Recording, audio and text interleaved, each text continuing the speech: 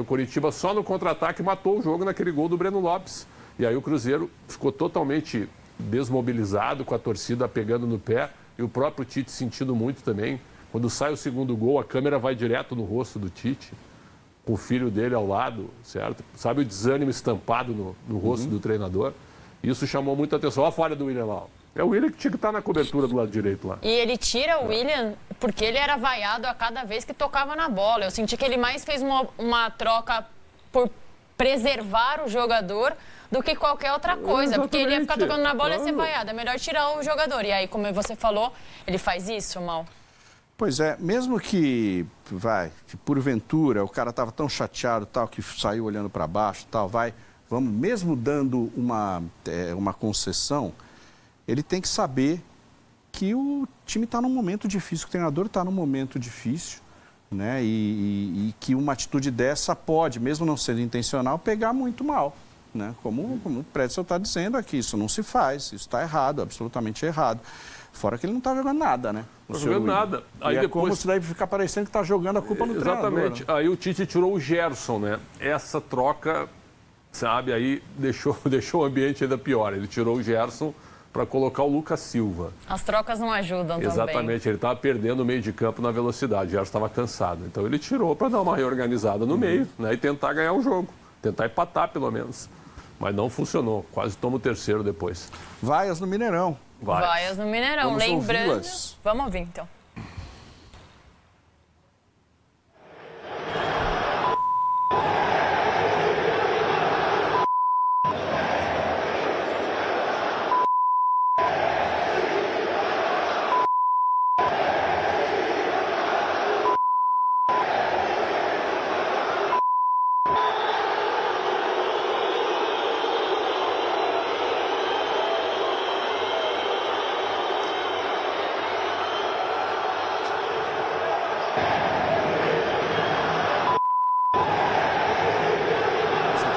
E ele não xingado, né? Não cumprimenta o Fernando Seabra depois do jogo. Né? Antes do jogo eles se cumprimentaram, ele sai direto.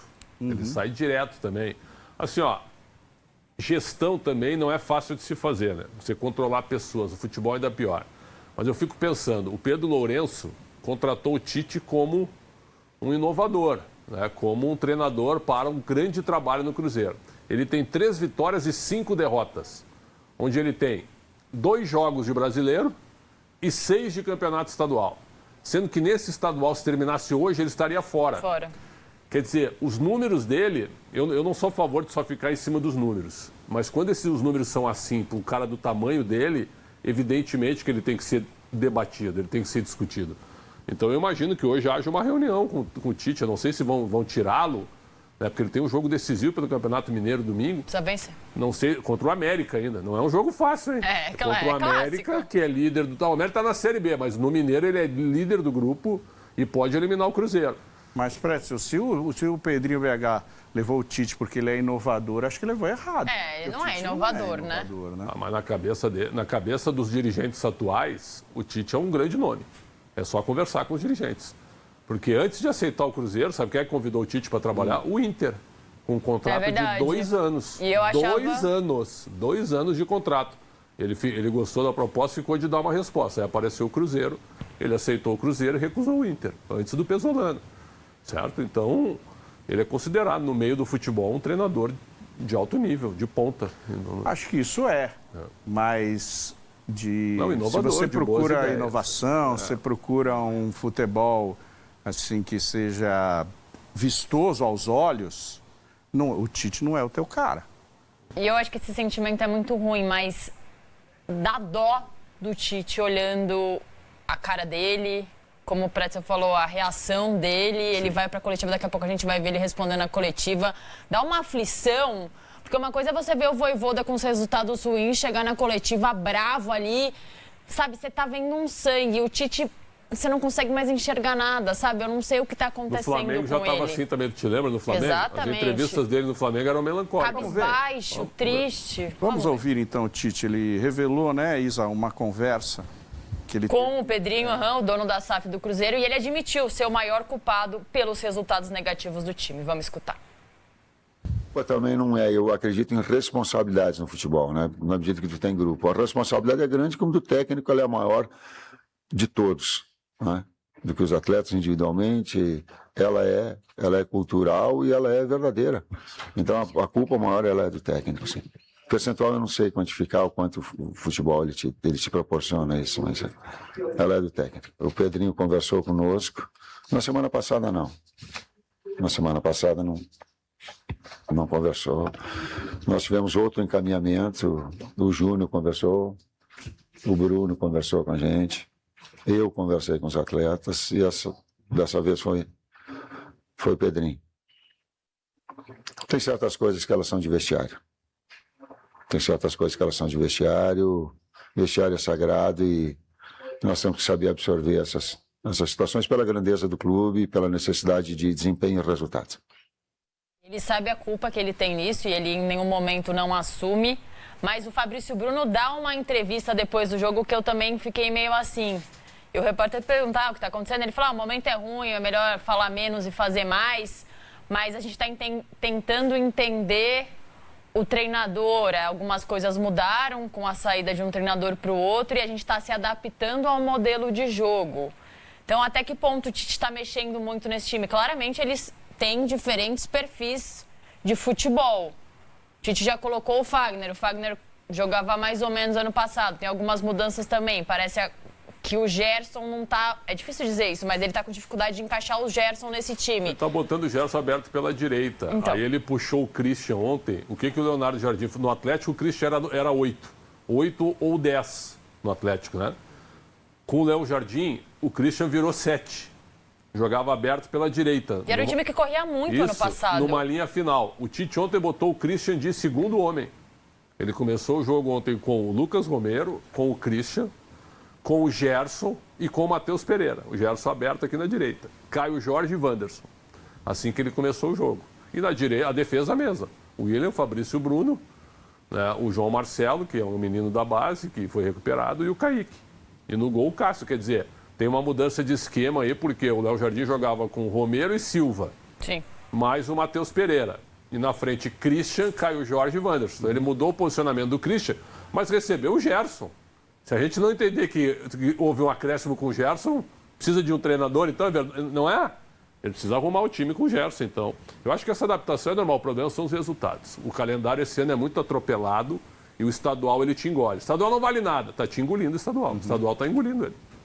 E é o começo ruim também do Leonardo Jardim. Ano passado também teve começo ruim, lembra? Que ele colocava os medalhões, aí era Gabigol, era Dudu, até que chegou uma hora ele bateu na mesa e falou, não, vocês vão deixar aqui eu fazer o que eu quero? Isso. E aí, quando ele começou a fazer o que ele quis, o time andou.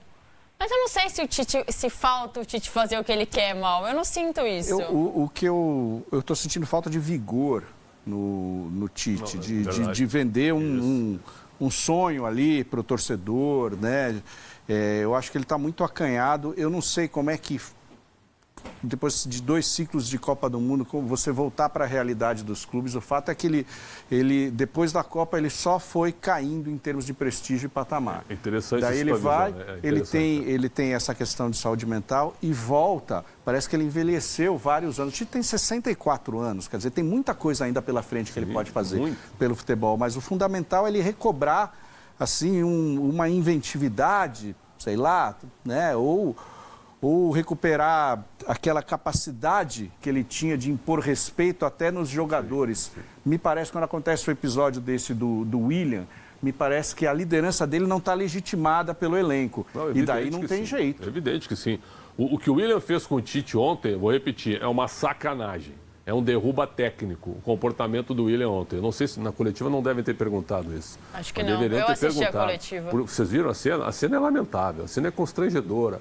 A cena é sacana, certo? De um jogador. Eu vi isso 2 vezes.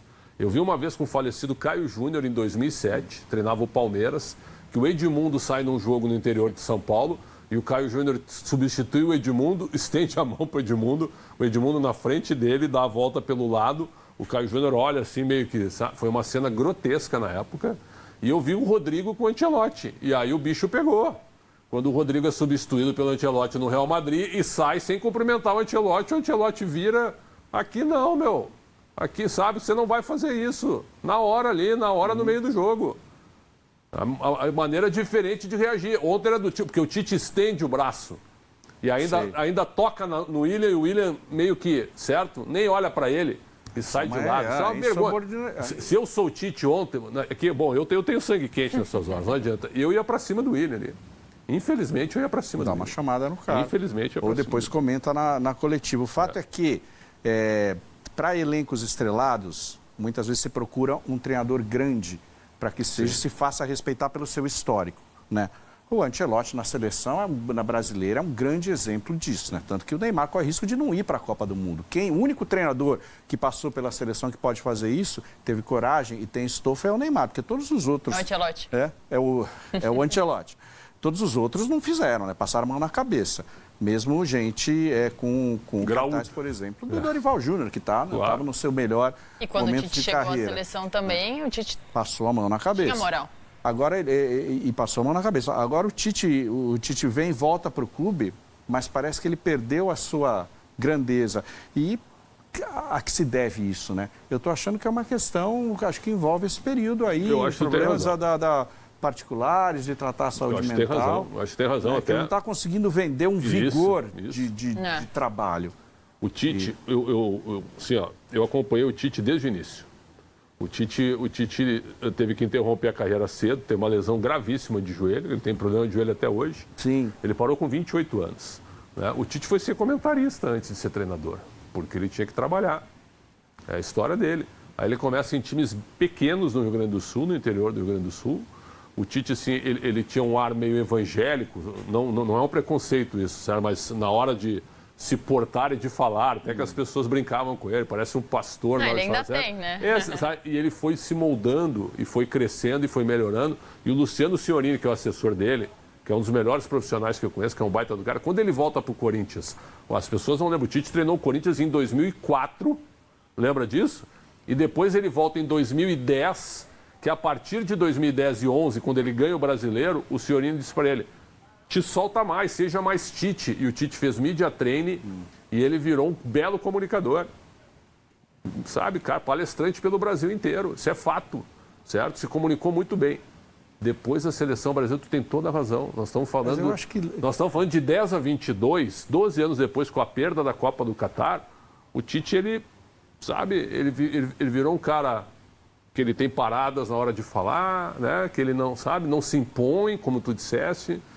Eu acho que é um cenário bem diferente. Ele tá, Tite, me perdoe, mas todo aquele cara que a gente conhecia está bem diferente. Acho que está questões de liderança aí. A gente espera que melhore. E além do Cruzeiro, que não está vivendo uma fase boa nesse